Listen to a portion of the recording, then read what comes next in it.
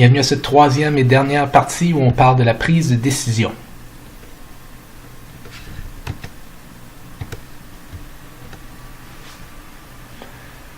Je veux que vous compreniez que la prise de décision, c'est quelque chose qui implique des choix, parce que c'est un processus d'abord, très souvent à long terme, qui implique qu'on va prendre des choix d'action pour régler, puis qu'on va utiliser des ressources, évidemment, parce que ça prend des ressources pour régler des problèmes, pour choisir des actions.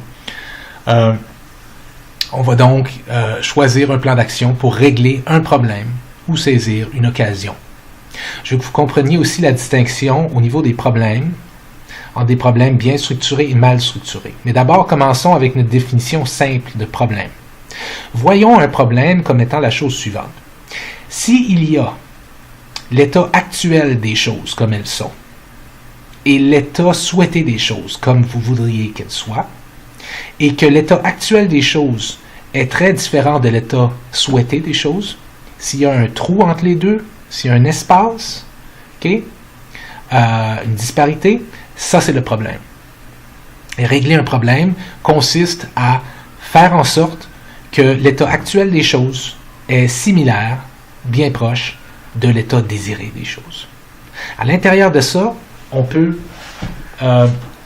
réfléchir à des problèmes qui sont moyennement structurés comparativement à d'autres. Par exemple, un problème bien structuré, c'est un problème où tout est clair. Vous comprenez clairement la situation actuelle, vous comprenez clairement la situation désirée, vous comprenez clairement la disparité entre les deux, et vous comprenez clairement comment refermer la disparité entre les deux. Problème mal structuré, en passant, ces problèmes-là bien structurés-là, ce sont souvent des problèmes routiniers qu'on peut solutionner de manière automatique parce qu'on les rencontre souvent. Un problème mal structuré, c'est un problème où, premièrement, vous n'êtes pas sûr de parfaitement comprendre la réalité telle qu'elle est, elle est complexe. Non, vous n'êtes pas certain de comprendre parfaitement ce que vous devriez souhaiter, ce que vous devriez viser. Et troisièmement, vous n'êtes pas certain de comprendre quelle est la différence entre les choses telles qu'elles sont et les choses telles qu'elles devraient être. Et vous n'êtes pas certain de la manière de refermer cette disparité-là et de faire en sorte que les choses telles qu'elles sont deviennent les choses telles qu'elles devraient être. Ça, c'est la définition d'un problème mal structuré. Ce sont des problèmes insolites, rares, uniques, qu'on ne peut pas régler de manière automatique parce qu'on les rencontre très très peu souvent.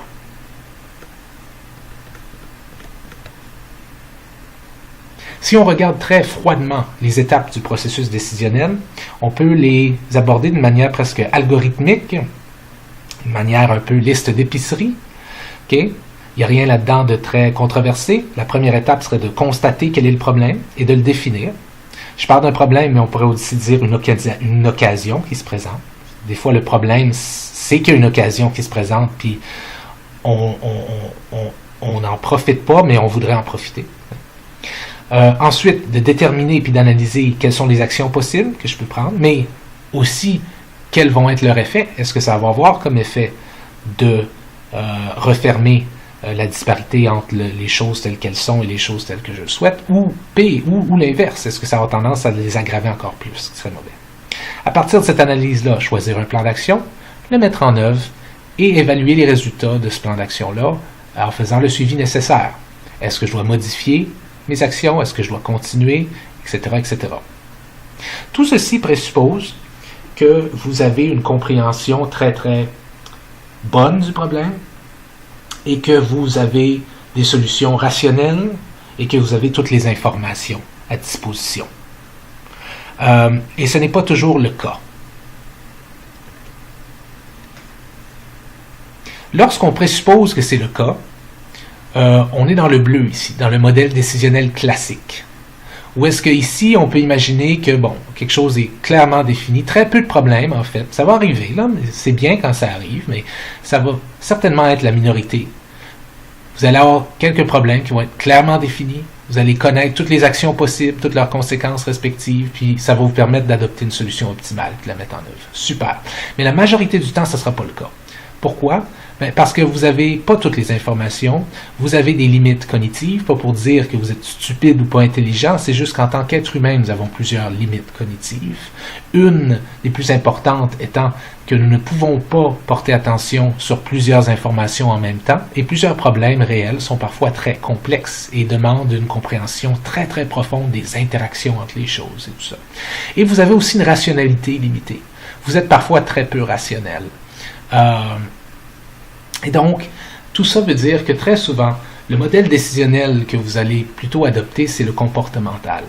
Ce qui veut dire que vous allez avoir une définition souvent imprécise du problème, une connaissance très limitée des actions possibles et de leurs conséquences respectives. Des fois même, vous n'avez aucune idée des conséquences et vous allez pouvoir empirer le problème. On voit ça constamment.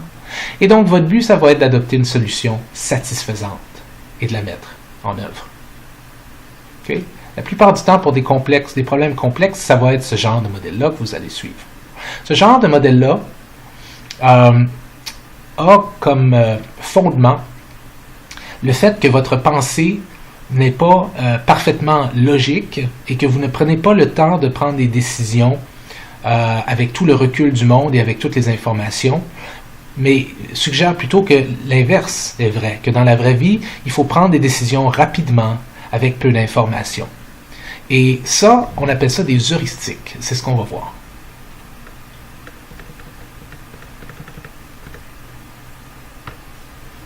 Un heuristique, c'est une règle mentale qu'on utilise qui nous permet de simplifier les choses pour prendre des décisions plus rapidement. Nous le faisons constamment dans la vie. C'est une façon de prendre des décisions rapidement en considérant les choses en surface. Pourquoi? Parce qu'on ne peut pas passer toute notre vie à analyser parfaitement, logiquement, mathématiquement les problèmes. Ça ne fonctionne pas, on ne serait pas capable de faire les choses. Pour survivre dans l'immédiat, nous devons prendre des décisions tout de suite. Et donc, nous utilisons des heuristiques, des règles de pouce, des raccourcis, si on veut. Alors, exemple, l'heuristique de l'accessibilité mentale.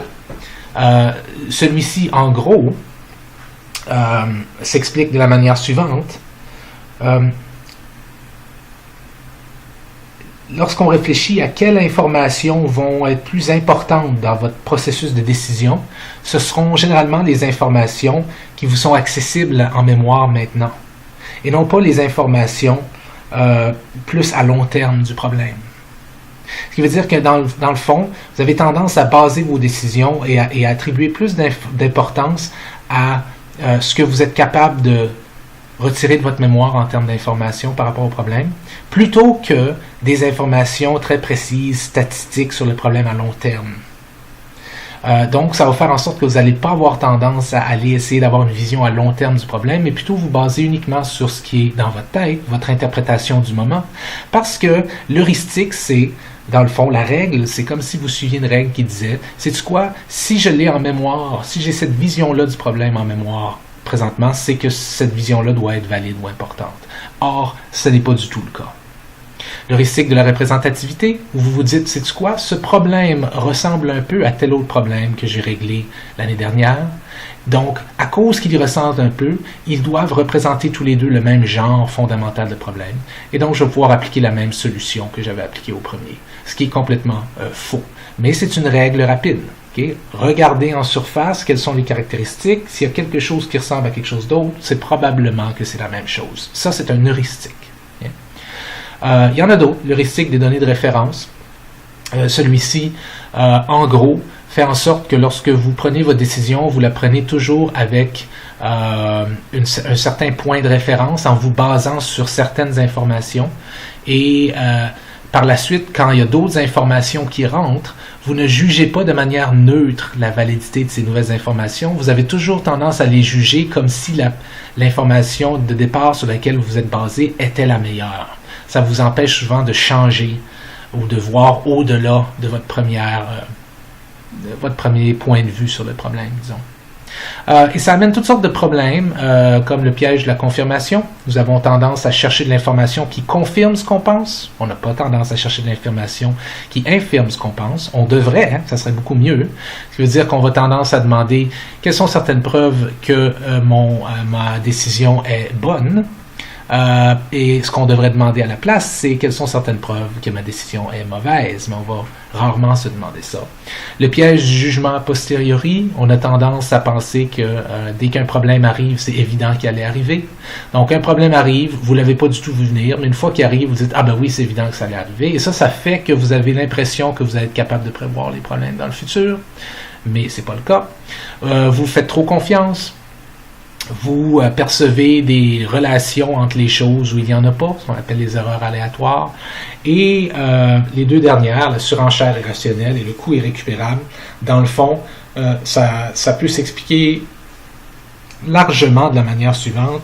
Si vous travaillez sur un problème depuis un bon bout de temps et vous y avez jeté énormément de ressources et que quelqu'un arrive et démontre que dans le fond vous vous trompiez, vous devez faire l'inverse pour régler le problème, vous n'allez pas avoir tendance, très souvent vous allez avoir tendance à ne pas réagir de la manière suivante en disant « Ah, sais-tu quoi, t'as raison, j'arrête de jeter mes ressources là-dedans. » À la place, ce que vous allez faire, c'est de dire « Non, non, sais-tu quoi, j'ai tellement investi là-dedans, je continue, je parie que t'as tort. » Vous allez faire ce qu'on appelle une surenchère irrationnelle.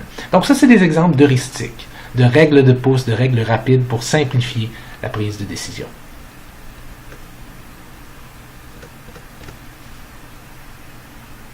Les décisions peuvent être prises de différentes manières. Vous pouvez en prendre par voie d'autorité. Si vous, le leader, prenez une décision en ayant regardé les données et sans aucune participation des membres du groupe. Vous pouvez la prendre par consultation. Vous prenez la décision, mais vous demandez d'abord l'avis des membres du groupe. Ou vous pouvez ouvrir ça encore plus et prendre une décision collective, où là, vous demandez l'avis des membres du groupe et vous les invitez à participer au choix de la solution.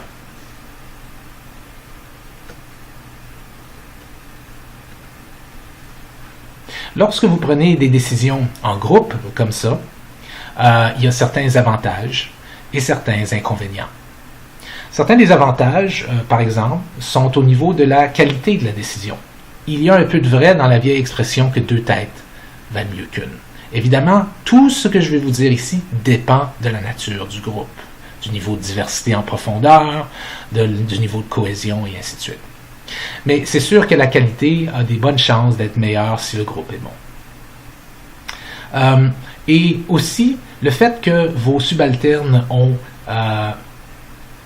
participé à la prise de décision. Ils se sentent comme s'il y a quelque chose qui leur appartient là-dedans. Donc, il y a beaucoup plus de chances qu'ils soient motivés, qu'ils consentent à s'engager dans la décision. Ce qui est super, comparativement à une décision qui vient d'en haut et pour lesquelles ils ont offert aucun input. Ce qui est souvent très mal perçu par les employés. Mais il y a différents inconvénients aussi. Le temps, ça prend beaucoup plus de temps de prendre une décision en groupe, évidemment.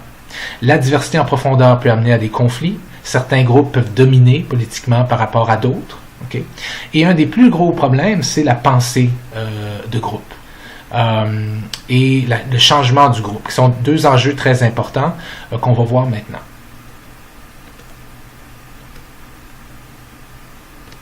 En gros, la pensée de groupe, c'est quelque chose qui arrive quand votre groupe est très très cohésif, qui fait en sorte que vous perdez un peu vos repères. C'est une tendance chez les membres de groupe à la cohésion très forte à perdre tout sens critique. Le groupe et la ligne de parti, les opinions du groupe, la vision du groupe devient plus importante que la critique individuelle puis la pensée critique. Ça s'appelle la pensée de groupe et c'est un énorme problème. On retrouve énormément ça dans les partis politiques et dans des grandes entreprises. Si vous vous retrouvez en groupe et que vous êtes victime de la pensée de groupe, vous allez avoir différents symptômes en tant que groupe, évidemment. Le groupe va se sentir comme si unanime, comme si tout le monde dans le groupe est d'accord. Alors qu'en vérité, c'est pas vrai, mais les gens se taisent. Pourquoi? Parce que qui veut aller contre le groupe? Okay? Le groupe va aussi avoir l'impression d'être sur la bonne voie au niveau moral. De faire la bonne chose. Dites-vous que la majorité des crimes contre l'humanité qui ont été commis au cours de l'histoire humaine ont été faits par des groupes qui avaient toujours l'impression d'être du bon côté de l'histoire, moralement. Et les groupes qui sont victimes de la pensée de groupe ont aussi l'impression d'être invulnérables. Donc, ils ne voient pas les problèmes venir. Ce qui fait que quand ils tombent vite. OK? À l'intérieur de groupes qui souffrent de la pensée de groupe, on va avoir beaucoup de rationalisation. Les gens, souvenez-vous, individuellement ne sont pas nécessairement tous d'accord les uns avec les autres, mais très souvent, ils vont trouver une façon d'être d'accord en rationalisant les choses. Ils vont ressentir beaucoup de pression pour se conformer de la part du leadership, mais de la part de leurs collègues là, aussi. Ils vont faire beaucoup de l'autocensure, ils vont se censurer eux-mêmes pour minimiser les doutes, ils vont censurer leurs voisins pour minimiser les doutes, que tout le monde pense de la même façon. Et aussi, ils vont pas généralement avoir une bonne opinion des gens de l'extérieur du groupe. Ils vont avoir tendance à se dissocier des gens de l'extérieur du groupe et d'avoir des stéréotypes. Tous ceux qui sont pas avec nous sont stupides ou sont immoraux ou bien sont faibles. On voit ça dans de nombreux contextes humains, de la politique à des contextes organisationnels. C'est quelque chose qu'on retrouve très souvent chez l'humain et c'est problématique.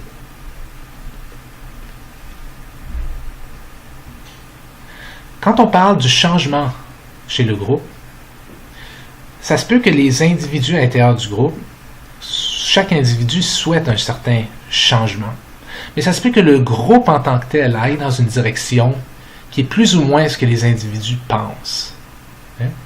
On va parler d'un changement risqué quand c'est une tendance pour les groupes de prendre des décisions qui sont plus risquées que l'auraient fait les membres de façon individuelle. Ce qui peut être stressant pour les membres, évidemment, surtout s'ils sont aversifs au risque. Et on va parler d'un changement conservateur quand c'est l'inverse. Quand les membres, en général, auraient dit « OK, on peut prendre ce risque-là », mais l'organisation au total dit « Sais-tu quoi? Non, on va prendre des décisions moins risquées, on va jouer ça « safe », entre guillemets. C'est une décision plus conservatrice. Quel est le meilleur type de changement? Pas de réponse à ce niveau-là, ça dépend. Des fois, dans la vie, c'est le temps de risquer le tout pour le tout. Des fois, c'est le temps d'être conservateur et de maintenir ce qu'on a et de protéger ce qu'on a et de ne pas essayer d'avancer trop et de risquer les choses. Ça dépend.